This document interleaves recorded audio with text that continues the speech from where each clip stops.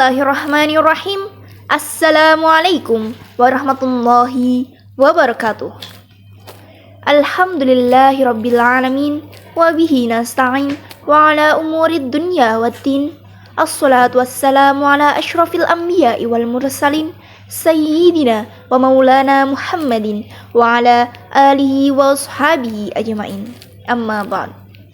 Alhamdulillah, segala puji bagi Allah, Tuhan semesta alam. Dialah yang menciptakan kita, memberi kita nikmat hidup, nikmat Islam, dan nikmat iman. Nikmat yang kalau kita coba hitung, pasti gak akan pernah cukup jari untuk menghitungnya.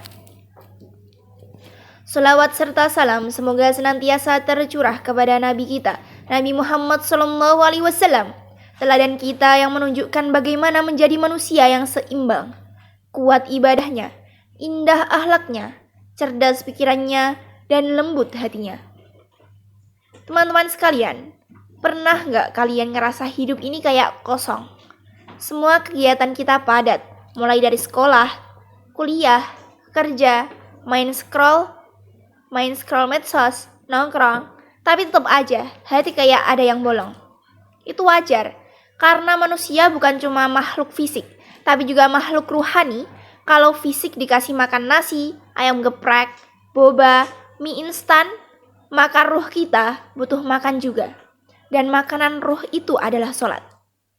Tanpa sholat, hati kita jadi rapuh, gampang marah, gampang galau, atau gampang ikut arus dunia.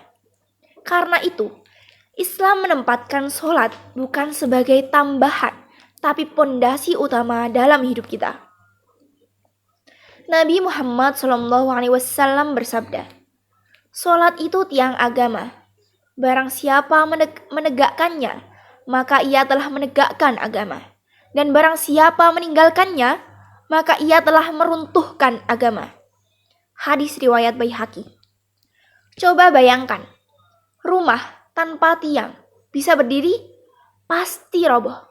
Begitu juga hidup kita. Kalau tanpa sholat, kita bisa punya segalanya. Uang, teman, pencapaian. Tapi kalau sholat kita bolong-bolong, lama-lama hidup akan terasa berat dan hampa. Sholat adalah penghubung langsung kita dengan Allah. Ibaratnya, kita bisa nelpon langsung ke pusat tanpa operator. Tanpa sinyal lemah, gratis 5 kali sehari. Allah itu tahu, manusia gampang lupa. Makanya kita dikasih 5 waktu sholat sebagai pengingat agar kita itu tetap berada di jalur yang benar.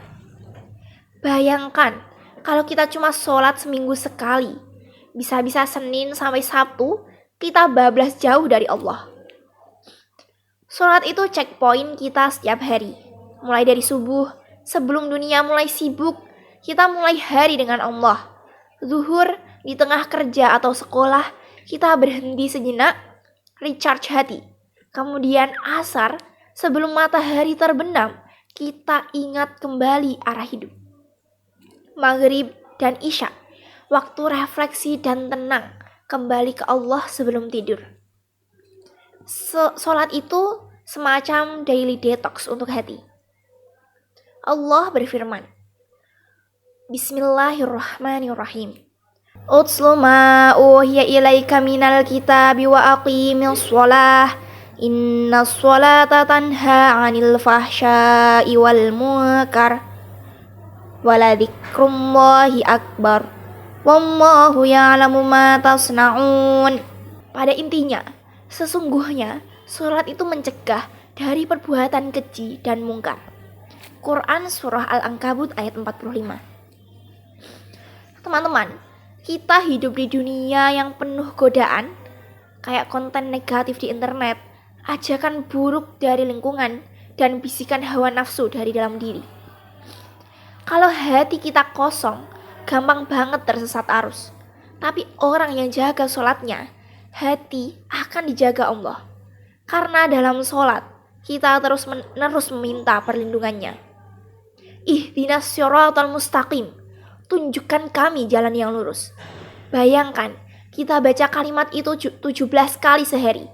Minimal, itu bukan basa-basi. Itu adalah permintaan serius kepada Allah agar hidup kita itu tetap di jalur yang benar. Sering kita dengar, aduh lagi sibuk banget nih, belum sempat sholat. Padahal harusnya dibalik. Karena aku sibuk, aku tuh butuh sholat, biar gak stres dan salah langkah. Sholat itu bukan gangguan dari rutinitas, tapi sholat adalah rutinitas utama yang justru bikin aktivitas jadi berkah. Nabi Muhammad SAW saat capek, sedih, ataupun lelah, beliau tidak bilang ayo tidur, tapi beliau itu bilang, ya Bilal, istirahatkan kami dengan sholat.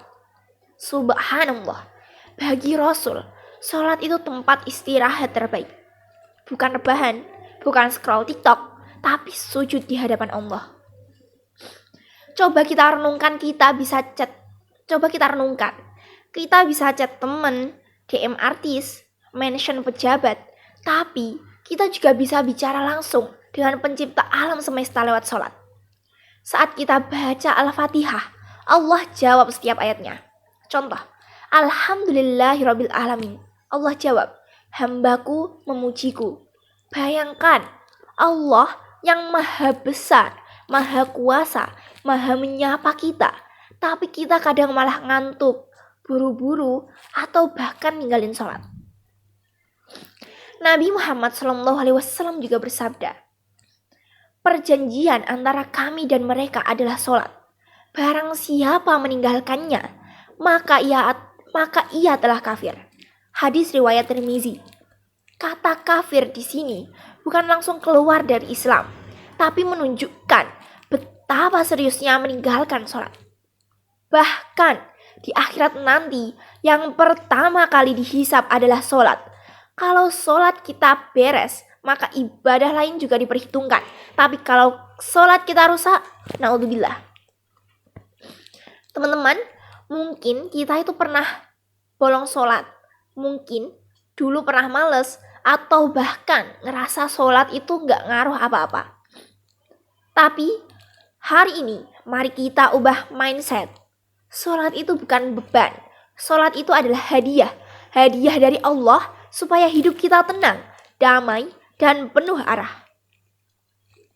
Mulai dari hari ini, yuk jaga sholat 5 waktu, perbaiki kualitas sholat kita, ajak teman, adik, bahkan orang tua untuk semangat menjaga sholat. Sholat itu bukan cuma tentang berdiri, rukuk, dan sujud, tapi tentang menyambungkan hati kita dengan Allah. Karena sejauh apapun kita melangkah di dunia ini, kalau kita masih jaga sholat, kita gak pernah benar-benar tersesat. Semoga kita semua termasuk hamba-hamba yang menegakkan sholat, mencintai sholat, dan menikmati sholat. Amin ya rabbal alamin.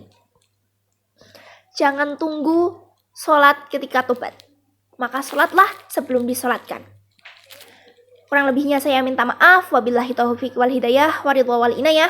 Wassalamualaikum warahmatullahi wabarakatuh.